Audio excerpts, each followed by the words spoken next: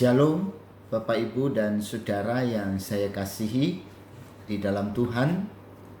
Mari kita akan melanjutkan perenungan kita terhadap kitab Mazmur dalam program Sapaan Firman Gembala, di mana pada hari ini kita akan bersama-sama belajar dari Mazmur 139. Ya, Mazmur 139, mari kita berdoa. Mengucap syukur untuk pertolongan Tuhan atas setiap kehidupan kami, sehingga hari lepas hari kami boleh lewati dengan mendapatkan tuntunan dan bimbingan dari kebenaran firman-Mu.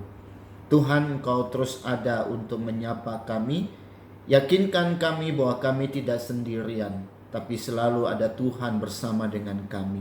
Dalam nama Tuhan Yesus Kristus kami berdoa. Haleluya. Amin. Bapak Ibu dan Saudara, kita siapkan Alkitab kita dalam Mazmur 139.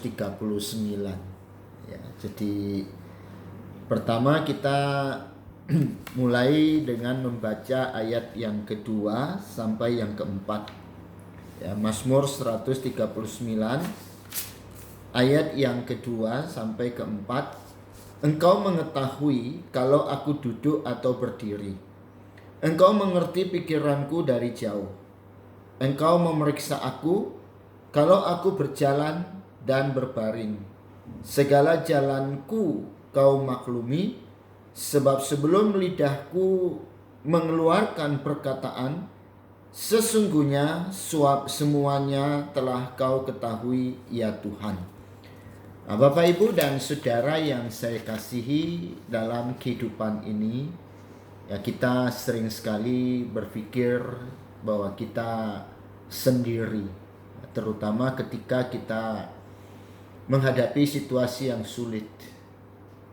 Ya, jadi ketika kita menghadapi pergumulan, ya kita berpikir ya tidak ada orang yang tahu ya pergumulan kita. Nah, ketika kita sendirian terbaring sakit, ya, kita berpikir tidak ada ya yang mengerti tentang kesakitan kita. Nah, padahal tidak juga demikian. Ya, karena Alkitab mengatakan kepada kita, Allah yang kita sembah di dalam Yesus Kristus, Dia adalah Allah yang Maha Tahu. Ya. Jadi kalaupun kita berdoa, itu sifatnya hanya merupakan sebuah pengakuan. Ya. Pengakuan kepada keberadaan Allah yang Maha Tahu. Ya, karena toh juga Alkitab berkata kepada kita ya, bahwa sebelum lidahku mengeluarkan perkataan, sesungguhnya semuanya telah kau ketahui, ya Tuhan. Nah, ini bukan ayat yang memberi makna seolah-olah kita nggak perlu lagi berdoa. Tidak, ya, tidak sama sekali. Ya. Walaupun memang Tuhan lebih menyelidiki setiap hati kita. Ya, jadi kita jangan berpikir ataupun larilah ya dari Allah ya, sebab Dia selalu ada dan kita tidak dapat bersembunyi ya, tidak ada yang tersembunyi bagi Allah. Jadi kita membuka hati kita ya, kita mengizinkan Allah ada di dalam setiap hati kita ya, seperti yang dikatakan dalam ayat yang ke-13. Sebab engkaulah yang membentuk buah pinggangku, menenun aku dalam kandungan ibuku. Aku bersyukur kepadamu oleh karena kejadianku dahsyat dan ajaib. Ajaib apa yang kau buat, dan jiwaku benar-benar menyadarinya. Tulang-tulangku tidak terlindung bagimu ketika aku dijadikan di tempat yang tersembunyi, dan aku direkam di bagian-bagian bumi yang paling bawah.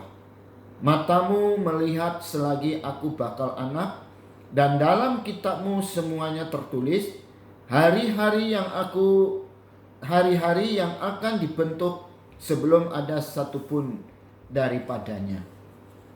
Betapa Allah ya merancangkan ya, sebuah kehidupan yang sedemikian sempurna ya, sehingga pemazmur berkata ya, bahwa kejadian kita itu dahsyat ya. Kejadian kita itu ajaib. Nah, hanya bagaimana ya, keajaiban dan kedahsyatan Allah itu bisa kita alami, ya tentu dengan hidup, ya, bergaul dengan hidup bersama ya, dengan Allah. Kita memiliki pengalaman ya, seperti Daud ya, dari pengalaman kehidupan ya, karena pergumulannya bersama dengan Tuhan ya, Daud sangat menyadari ya, dan sangat yakin bahwa Allah yang dia sembah itu adalah Allah yang Maha Tahu. Nah, sementara pengetahuan kita tentang Allah tidak ya, terselami, ya, kita tidak bisa menjangkau Allah. Ya. Nah, oleh karena keterbatasan kita. Nah, makanya di dalam ayat 5 dan 6 ya.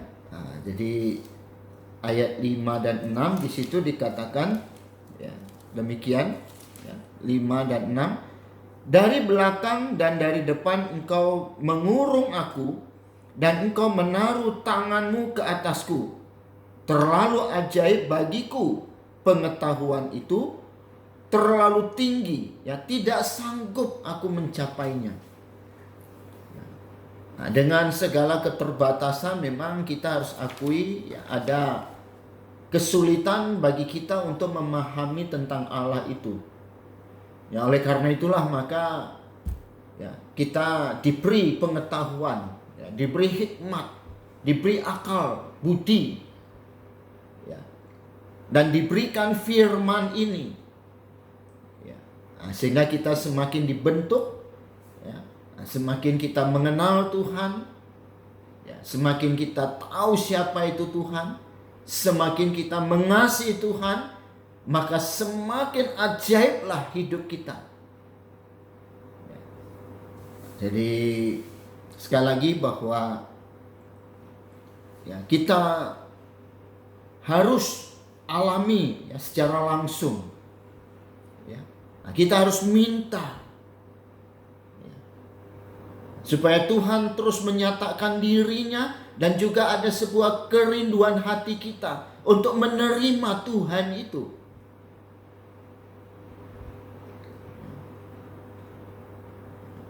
Jadi Tuhan tidak bisa diteorikan, Tuhan tidak bisa dirumuskan. Nah, sementara itu Tuhan adalah sesuatu yang nyata. Nah, kita harus hidup dalam ucapan syukur seperti Daud ya, dalam ayat yang ke-17 dan 18 ya, ayat 17 dan 18 ya. Tulang-tulangku tidak terlindung bagimu ketika aku dijadikan di tempat yang tersembunyi, dan aku direkam di bagian-bagian bumi yang paling bawah. Nah, mataku melihat selagi aku bakal anak. Ya, ayat 17 ya, tadi ayat 15-16 kita tadi sudah baca ayat 17. Dan bagiku ya, betapa sulitnya pikiranmu ya Allah. Betapa besar jumlahnya. Jika aku mau menghitungnya, itu lebih banyak daripada pasir. Apabila aku berhenti, masih saja aku bersama-sama engkau. Jadi Paulus juga pernah berkata, siapa yang bisa memahami? Siapa yang bisa tahu pikirannya Allah? Kita bisa dengan yakin mengatakan, aku tahu. Karena aku diberi Roh Kudus untuk menuntun aku ke dalam kebenaran firman. Nah, firman inilah yang memberitahukan kita tentang segala hal yang Allah inginkan. Segala hal yang Allah kehendaki. Nah, sehingga kita tahu melakukannya.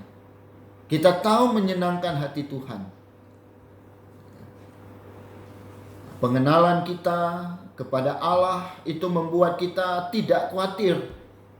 Ya, karena kita percaya Tuhan tahu yang terbaik buat hidup kita. Ya, Tuhan sudah merancangkan segala sesuatu, bahkan sebelum kita ada, Tuhan sudah merencanakan, merancangkan. Ya.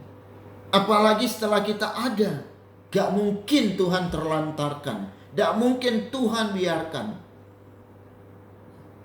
Sehingga kita tidak perlu merasa sendirian karena ada Tuhan bersama dengan kita. Ya, kemahatauan Allah harus memunculkan kegentaran dalam hati kita, sehingga kita tidak menyimpang dari jalan Tuhan. Walaupun jalannya sulit kita selami, tapi teruslah melangkah. Terus melangkah. Karena jalan Tuhan tidak bisa kita pikirkan. Itu terlalu luas, terlalu dalam, terlalu tinggi. Sehingga kita harus punya iman untuk melangkah. Dan iman itu kita dapat dari mana? Ya, iman itu tentu sesuai dengan Roma 10 ayat 17. Kita dapat dari merenungkan firman Tuhan. Kiranya Tuhan akan terus tuntun dan tolong kita supaya di saat-saat seperti ini tidak ada di antara kita yang merasa bahwa kita sendiri. Tapi Tuhan boleh pakai siapa saja untuk mendampingi di setiap kehidupan kita. Yang penting kita buka hati, kita izinkan Tuhan terus menyelidiki setiap hati kita. Jangan kita menutup diri kepada orang lain. Kita terus membuka komunikasi baik kepada Tuhan maupun kepada sesama. Nah, itulah yang akan memberi kita kekuatan, sehingga kita bisa meyakini bahwa aku tidak sendiri. Tuhan ada bersama dengan saya.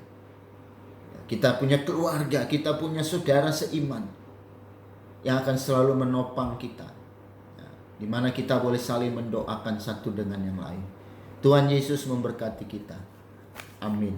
Bersyukur ya Bapa di dalam surga untuk pernyataan Engkau secara nyata melalui Yesus Kristus Tuhan, firman yang menjadi manusia dan yang menuntun kami dengan Roh Kudus-Mu untuk mendalami, memahami, mengerti, mengenal Engkau melalui kuasa firman Tuhan yang kami boleh renungkan setiap hari dalam hidup kami. Terpujilah nama-Mu ya Tuhan, kekal sampai selama-lamanya. Sertai seluruh umat Tuhan dimanapun juga berada. Yakinkan kami bahwa Engkau ada dan Engkau tidak akan pernah biarkan dan tinggalkan kami. Engkau tahu apa yang menjadi pergumulan dalam hidup kami hari-hari ini. Dan kami yakini bahwa Tuhan akan datangkan pertolongan-Mu tepat pada waktunya. Di dalam nama Tuhan Yesus Kristus. Terpujilah Tuhan, kekal sampai selama-lamanya. Haleluya. Amin. Puji Tuhan. Tuhan Yesus memberkati kita. Sampai jumpa kembali. Amin.